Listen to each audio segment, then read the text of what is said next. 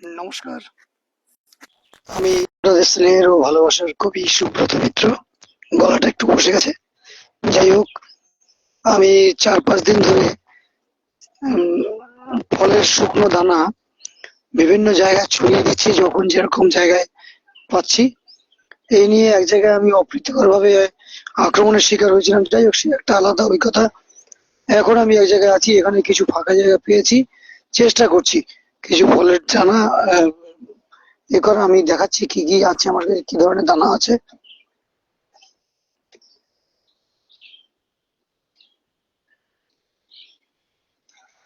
আমার কাছে আছে জামের দানা আছে, কিছু আশফলের দানা আছে, দেখুন।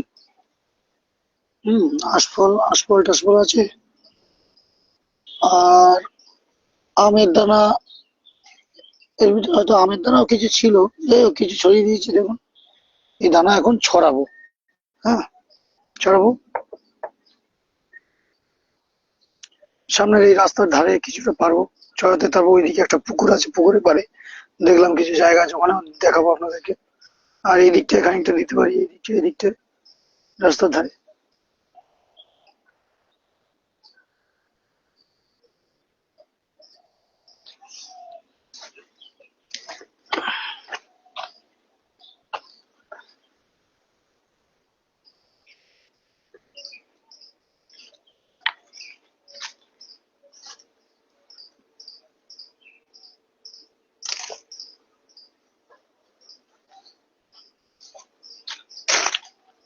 দাঁড়া, ফলের দানা।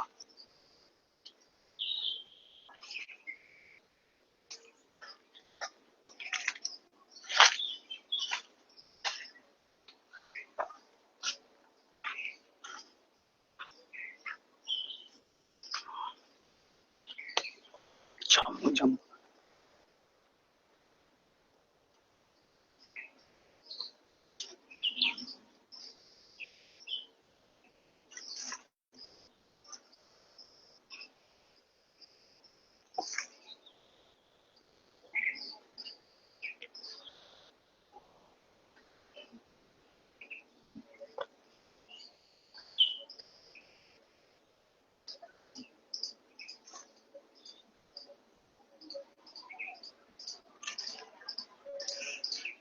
ভেতরে দেখছি জায়গা আছে কিছু।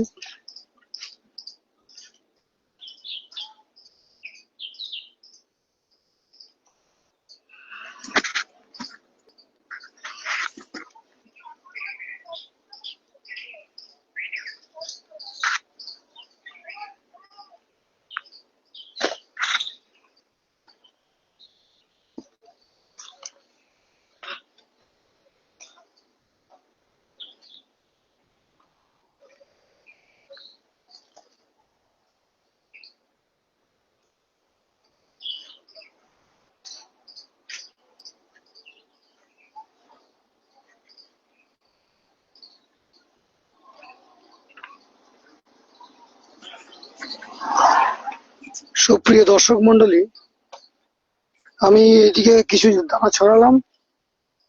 আমি ওই দিকটা দেখি আর কিছু আছে কিনা। ওইদিকে পুকুর পাড়ে কিছু জায়গা আছে। এই পাশটা ছড়াতে চাইছি না, এই পাশটায় বাড়ির সামনে তো পরিষ্কার টরিষ্কার করলে তখন দানা গাছ হলে ফেলে দেবে। একটা দুটো দিই।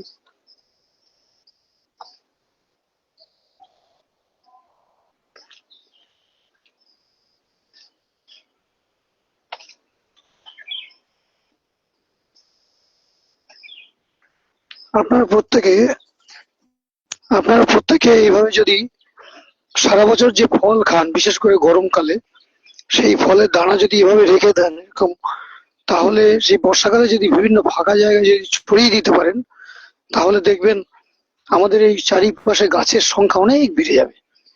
আর এতে বড় উপকার হচ্ছে, গাছে, বড় বড় গাছে, জাম গাছ তো অনেক বড়।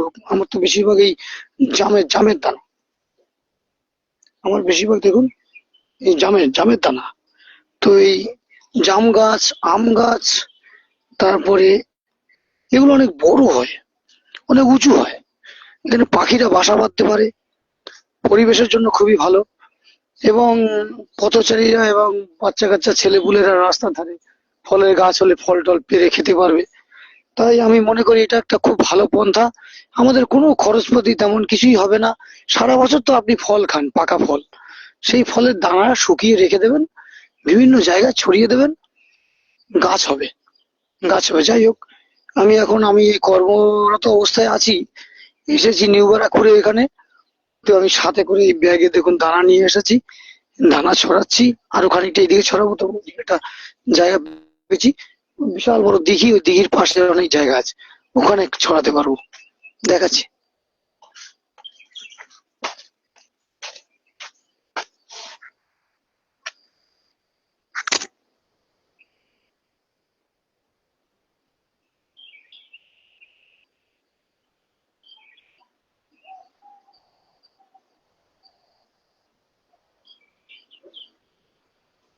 এখন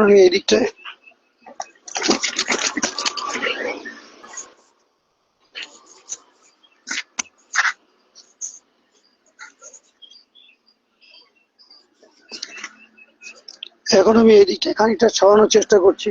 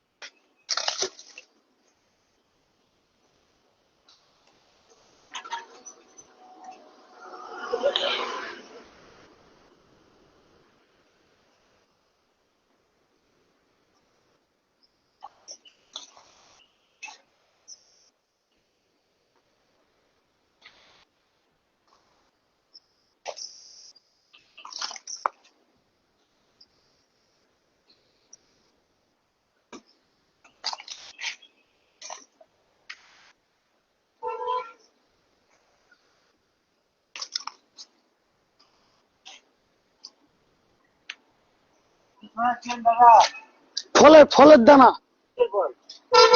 আমি এখানে বলে না, সমস্ত বিভিন্ন জায়গায়, রাস্তার ধারে ধারে আমি পরিবেশ প্রেমী একজন। ঠিক আছে, কিন্তু আপনি তো আমাদের না না, আমার কথা শুনুন, এখানে আমি ছড়াইনি, একটা দুটো ওই জঙ্গলের দিকে পাতলা পাতলা করে দিয়েছি। কি জিনিস এই তো, আমি রেখে দিয়েছি, 2 বস্তা নিয়ে বেরিয়েছিলাম। কিসের দানা? এটা জাম গাছ, বড় বড় জাম।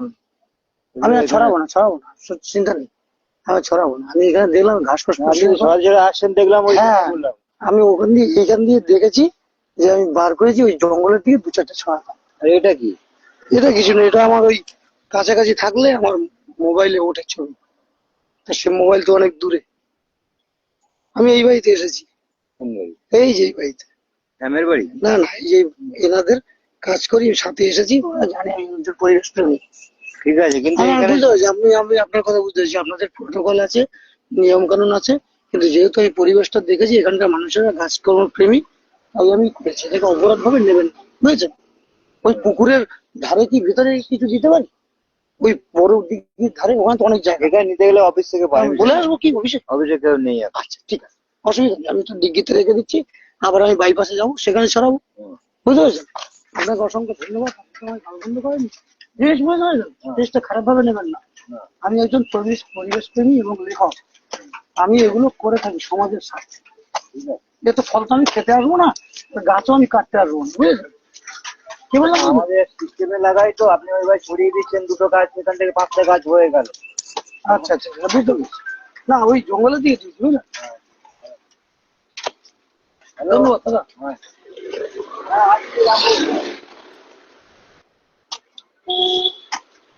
তো অফিসে কেউ নেই না? আচ্ছা,